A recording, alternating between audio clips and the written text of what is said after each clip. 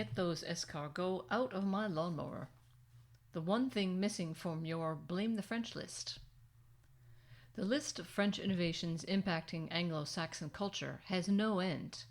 To wit, there are no fewer than 4 words in this last sentence that the Normans brought along with them across the English Channel in 1066. A little perk included in the saddlebags of William the Conqueror, so to speak. While his minions spread across the country crying "Payez vos taxes," they were also sowing Latin-based words via Norman French. I can guess one of the first words that English peasants learned when they realized what had befallen them: merde. The language of the Prussian court was also French, and Frederick the Great is known to have spoken only a dialect of German, language he also looked down on. To be fair, there was no Germany or German at that time. No unity, no impetus for language uniformity to create what would be dubbed High German. At the Tsar's court in Russia, too, French was the lingua franca. But language is just for starters. Apart from the impact of Norman French on the English language, and the use of French itself in many courts, other French innovations impacted the entire European continent. Take architecture.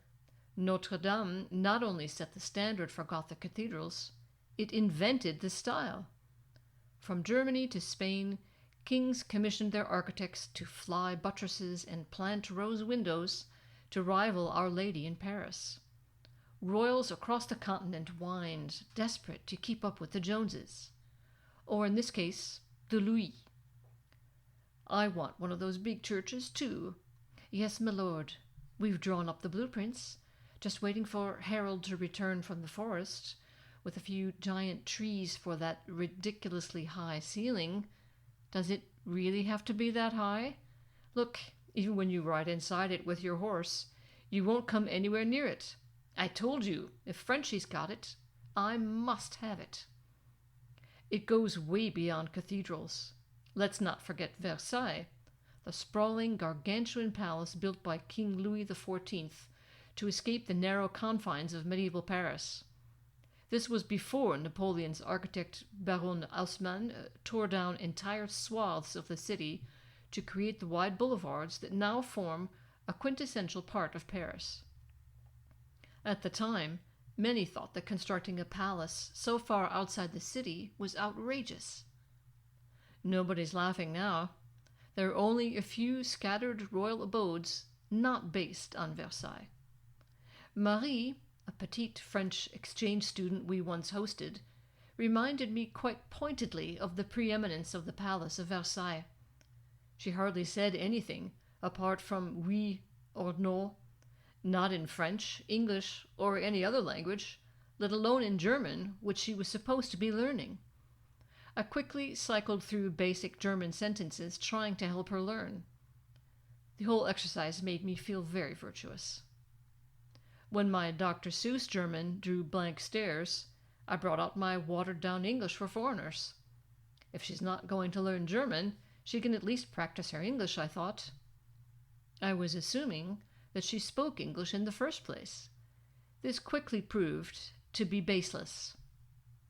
Left with no choice, I was forced to dig up, reconstruct, and sputter selected sound bites of my high school French. At least now I knew she understood, even if she still didn't respond. Right up until the moment we took her to see Munich's pride and joy, Nymphenburg Palace. Once the summer residence of the Wittelsbach royal ruling family, it's now the highlight of every self-respecting Chinese tourist's photo album. And yes, Nymphenburg Palace was built with Versailles in mind. Ça te plaît? I asked her with a peevish smile. I studied her closely as she surveyed the scene.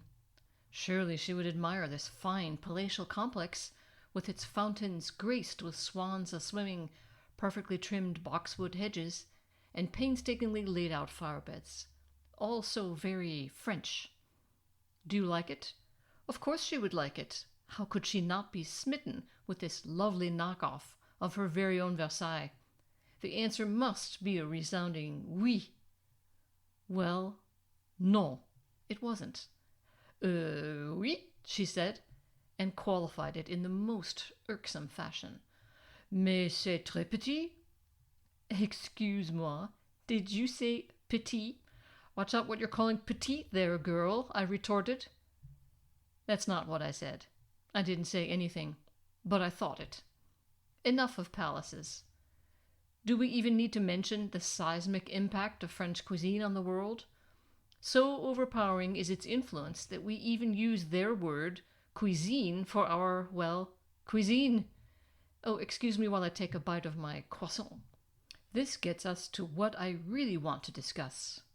There is something we inherited from French culture that I have a beef about. And of course, beef comes from bœuf. It just doesn't end. A new trend sprang forth from the gardens of the Palace of Versailles. In this pre-industrial era, land was the source of wealth. To showcase how much money and power he had, just in case the mirrored halls, priceless tapestries, gushing fountains, jewel-encrusted everythings, and scurrying servants weren't convincing, the French king laid out extravagant gardens and grass lawns. This was to demonstrate that he owned so much valuable land that he could afford to let huge tracts of it go to waste. The land remained unplanted, unproductive. It served for decoration only. No need to grow wheat, barley, rye, or even those trendy New World veggies, potatoes and corn. Food crops? Ha! Those are for peasants, ma chérie, not for royalty. L'état, c'est moi. That means I get to design the garden. Just planting grass here for kicks. Juste pour le plaisir. Move aside while I promenade, s'il vous plaît. I've got some stuff to strut. And make way for my entourage. A fashion was born that would cross the Channel to England and board ships headed across the Atlantic. King Louis XIV inspired millions of Englishmen and Americans to landscape their entire property with various versions of a plant going by the name of grass. He kicked off a trend that has endured for centuries, so old that its origins are practically unknown. I think of the king when I'm sitting at my desk working and my neighbor revs up the lawnmower. As a matter of fact, hold on a second while I close the window to keep out the racket. I think of the king when I walk through the do-it-yourself store, through aisle after aisle of weed whackers, seed spreaders, sprinklers, fertilizers, and umpteen kinds of grass seed. Some types grow in the sun, some in the shade, and some would rather not grow at all, but they'll be coaxed into it with constant watering, fertilizing, and nurturing. Such is the mesmerizing power of the lawn. Cut me, water me, spend your weekend on me. I think of the king when the leaf blower guys come around in the fall with their ear-shattering apparatuses, blasting fallen foliage in all directions until it somehow forms a pile. Why can't they just leave it alone? The bugs will take care of it. Ah, yes, the lawn.